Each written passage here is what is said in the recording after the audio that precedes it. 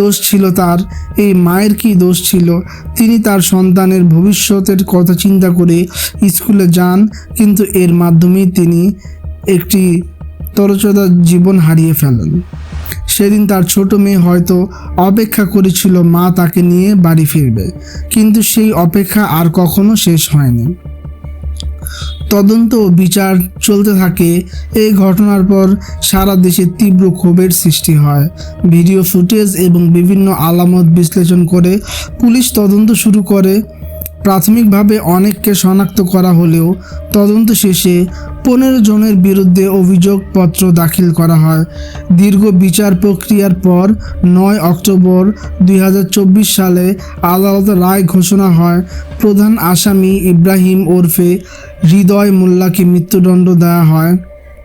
রিয়া বেগম ওরফে ময়না, আবুল কালাম আজাদ, কালাম হোসেন এবং আসাদুল ইসলামকে যাবজ্জীবন কারাদণ্ডে অর্থদণ্ড দেওয়া হয়।